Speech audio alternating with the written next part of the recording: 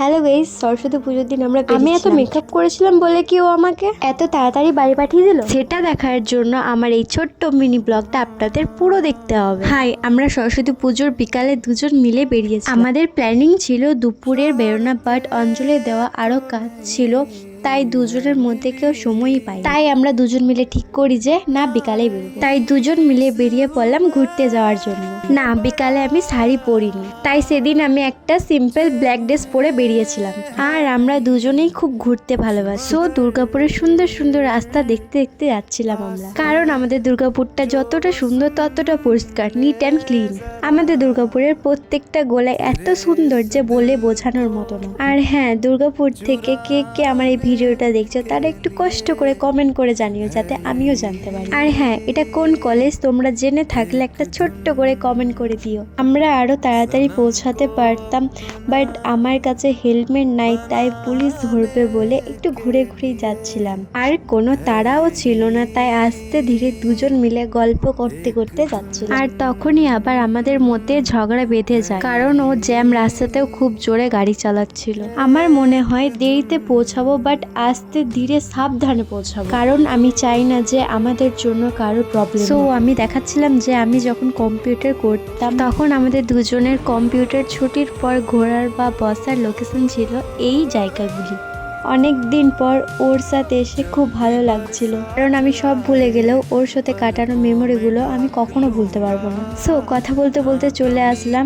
আমরা আজকে এখানে একটু ঘুরবো, একটু গল্প করবো অ্যান্ড টাইম স্পেন্ড করবো। আর আমি যেভাবে ঠান্ডার জন্য একেবারে মুড়ে ঢাকা নিয়ে এসেছিলাম, সব তো ঠিক করতে হবে তাই না? তাই আমি সবকিছু ঠিক করে নিচ্ছিলাম। আর ওর খুব লজ্জা, তাই ও এদিক ওদিক তাকাচ্ছে আর আমার দিকে তাকাচ্ছে। ও মোটেও ক্যামেরা পার্সন না, আর আমি সবসময় ওকে ক্যামেরা ধরিয়ে দিই। লজ্জা পাই, বাট আমাকে কোনোদিন মুখ ফুটেও কিছু বলেনি।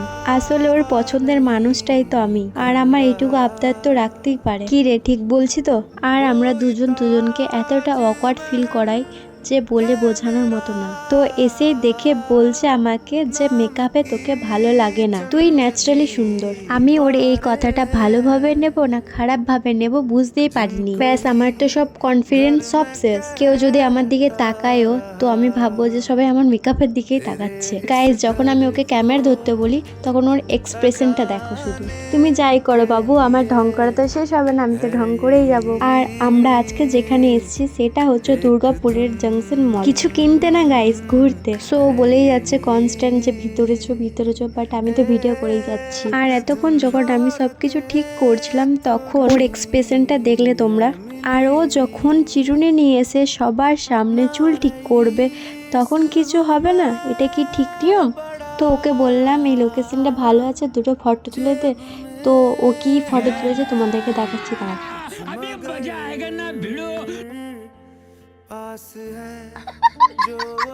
গাইস, দেখলে তো ও কি ফটো তুলেছে আমার সাথে, কি ওর সাথে আমার ঝামেলা বাঁধে?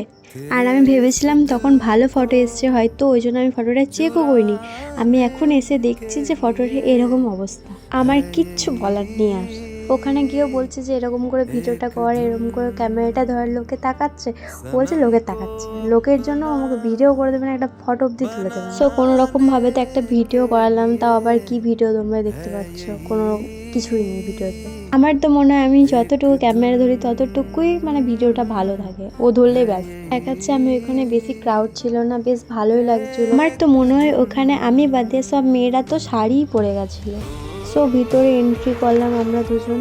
আমরা তো ভেবেছিলাম বাইরে এত কম মানুষ, তো ভিতরে গিয়ে তো আমরা অবাক যে ভিতরেই তো অর্ধেকই ঢুকে। আমরা যে এখানে কতবার বছরে যাই তার কোনো ঠিক নেই। এত বছর ওর সাথে আমি আছি, তো এত বছর যে আমি ওর সাথে কতবার গেছি তার কোনো ঠিক নেই। কোথাও ঘুরতে যাওয়ার কথা হলে আমাদের ফার্স্ট জাংশনের কথাটাই আমাদের মাথায় আসে। আমরা যেখানে আছি সেখানে ভালোভাবে থাকবো সেটা তো হতে পারে না গাইস। ও আমাকে বলছে তোর মেকআপটা ভালো লাগছে না, তুই এই কর ওই কর। লাস্ট পর্যন্ত বাথরুমে গিয়ে ঠিক করে আসলাম।